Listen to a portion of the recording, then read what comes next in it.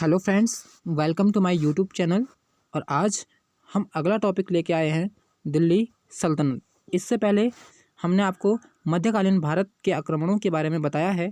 मध्यकाल में भारत में मोहम्मद बिन कासिम, महमूद गजनवी और मोहम्मद गौरी आए थे। तो इन तीनों के आक्रमणों के बारे में हमने आपको बताया। इसके बाद हमारा अगला काल आता है, अगला समय आता है सल्तनत काल।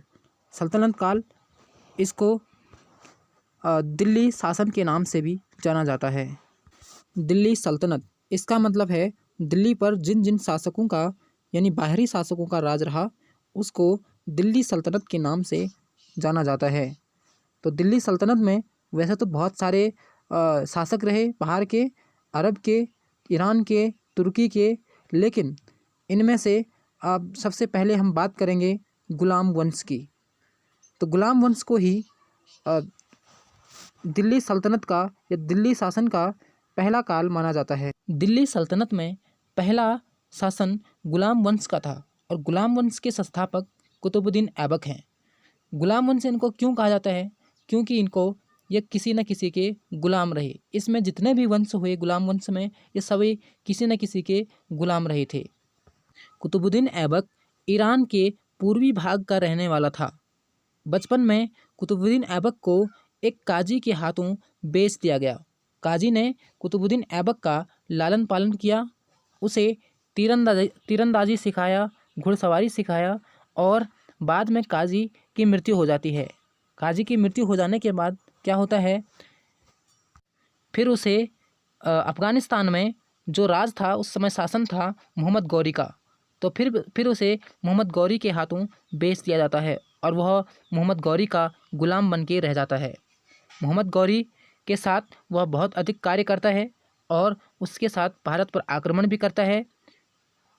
कुतुबुद्दीन ऐबक को दिल्ली में सेनाध्यक्ष के रूप में नियुक्त किया जाता है और बाद में जब मोहम्मद गौरी की मृत्यु होती है तो कुतुबुद्दीन ऐबक दिल्ली सल्तनत का राजा बन जाता है, दिल्ली सल्तनत का प्रथम शासक बन जाता है।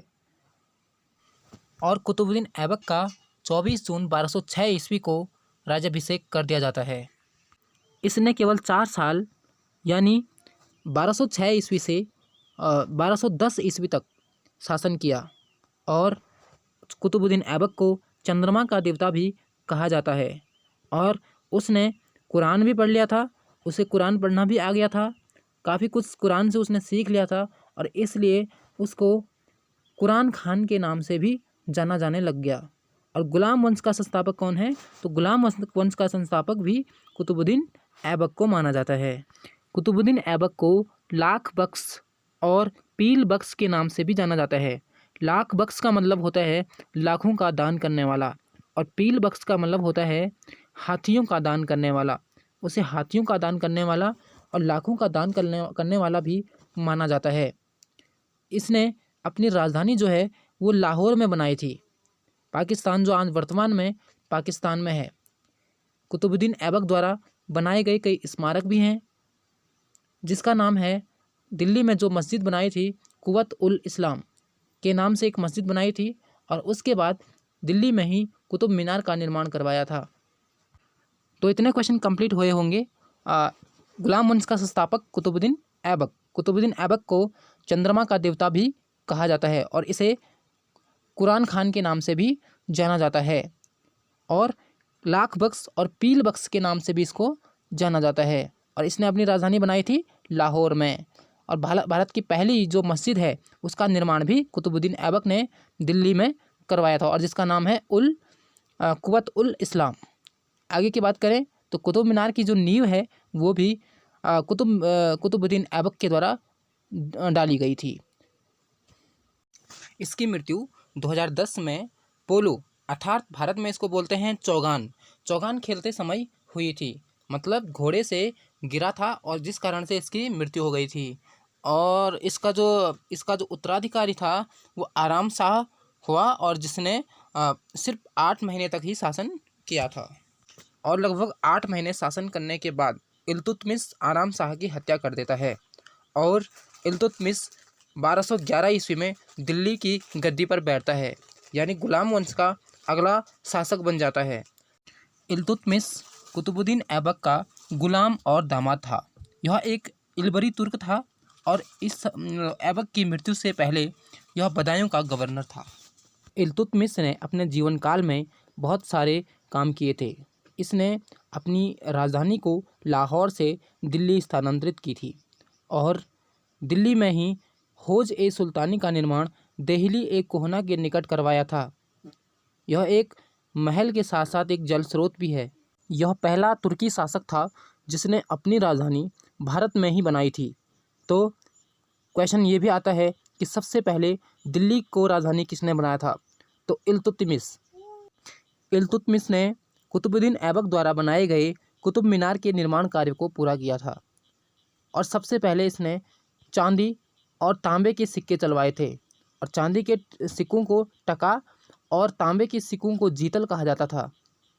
इक्ता प्रणाली चलाने वाले सबसे पहले इल्तुतमिश ही थे। इल्तुतमिश ने 40 सरदारों का एक संगठन बनाया और उसे नाम दिया तुर्कान ए चहलगामी और इसे दिल्ली के अमीरों का दमन करने वाला भी माना जाता है। इल्तुतमिश ने सुल्तान पद की वैधानिक मान्यता प्राप्त की थी। इल्तुतमिश ऐसा भारत का पहला शासक रहा जिसने 1229 में बगदाद के खलीफा से सुल्तान पद की वैधानिक स्वीकृति प्राप्त की थी और 1236 ईस्वी में इसकी मृत्यु हो गई। इल्तुतमिश की मृत्यु के बाद उसका बेटा रुकनुद्दीन फिरोज गद्दी पर बैठता है, लेकिन वह एक अयोग्य शासक होता है। उसके द्वारा किए गए कार्य जनता को पसंद नहीं आते, तो जनता उसकी माँ को, जो एक दासी है, तुर्की दासी थी, उसको दिल्ली की गद्दी पर बिठा देते हैं। शाह तुर्कान के भी अवांछित प्रभाव से परेशान होकर के सभी लोग उसको भी हटाने की कोशिश करते हैं और क्या करते हैं, जो तुर्की के जो अमीर हैं वो इन दोनों की हत्या कर देते हैं। शाह तुर्कान की हत्या कर देते हैं, रुकनुद्दीन फिरोज की भी हत्या कर देते हैं और एक मुस्लिम महिला रजिया सुल्तान को दिल्ली की शासिका बना लेते हैं और रजिया सुल्तान दिल्ली की बागडोर संभालना शुरू करती है। रजिया सुल्तान जो है वो पर्दा प्रथा को त्याग देती है, पुरुषों की तरह चोगा पहन लेती है और कुलाह का मतलब होता है टोपी, उसको पहन करके राज दरबार में खुले मुंह से जाने लगती है। रजिया सुल्तान मलिक जमालुद्दीन याकूत को अमीर ए आखूर घोषित करती है। अमीर ए आखूर का मतलब होता है जो घोड़े का जो सरदार होता है, वो नियुक्त करती है मलिक जमालुद्दीन याकूत को। रजिया सुल्तान का कार्यकाल 1236 एडी से 1240 एडी तक का था और रजिया सुल्तान ने गैर तुर्की जो लोग थे उनको सामंत बनाना शुरू कर दिया। गैर तुर्की मतलब जो तुर्की नहीं है उनको भी सामंत बनाना शुरू कर दिया। सामंत क्या होते हैं? जो लोग राजा के बहुत निकट होते हैं, राजकाज के कार्यों में अधिक ध्यान रखते हैं या उन्हीं के हाथों में बागडोर होती है और वो क्या करते हैं, रजिया के अब उससे क्या होता है, जो तुर्की अमीर लोग हैं वो रजिया सुल्तान के विरुद्ध हो जाते हैं और दिल्ली की गद्दी से रजिया सुल्तान को हटा देते हैं और बहराम शाह को दिल्ली की गद्दी पर बिठा देते हैं। अब क्या होता है, रजिया सुल्तान की शादी अल्तुनिया के साथ हो जाती है और शादी के बाद रजिया सुल्तान फिर से गद्दी को प्राप्त करना चाहती है और प्रयास करती है, लेकिन वो असफल रहती है और बाद में कैथल के पास 13 अक्टूबर 1240 ईस्वी को डाकू उसकी हत्या कर देते हैं। इस प्रकार बहराम शाह की भी हत्या कर दी जाती है सन 1242 ईस्वी में। अब ये हत्या जो सामंत लोग हैं, जो बड़े बड़े तुर्की जो अमीर लोग हैं, इन्हीं के द्वारा ये हत्याएं की जाती है, क्योंकि ये सामंत अमीर लोग कुछ ऐसे होते थे जिसको चाहे उसको गद्दी पर बिठा देते थे और जिसको चाहे उसको गद्दी से हटा देते थे। बहराम शाह के बाद दिल्ली का सुल्तान अलाउद्दीन मसूद को बनाया जाता है और बलवन जो कि एक सामंत होता है, उसकी षड्यंत्र के द्वारा 1246 ईस्वी में अलाउद्दीन मसूद को भी सुल्तान के पद से हटा दिया जाता है और नसरुद्दीन महमूद को सुल्तान बना दिया जाता है। नसरुद्दीन महमूद एक गरीब परिवार से संबंध रखता था जो टोपी सिलकर अपने जीवन का निर्वाह करता था और अब बलवन ने नसरुद्दीन महमूद को सुल्तान बना दिया। होता क्या है, उसके बाद बलवन अपनी पुत्री का विवाह नसरुद्दीन महमूद के साथ करवा देता है। अब बात करते हैं बलबन की। तो बलबन का वास्तविक नाम बहाउद्दीन था और वह इल्तुतमिश का गुलाम था।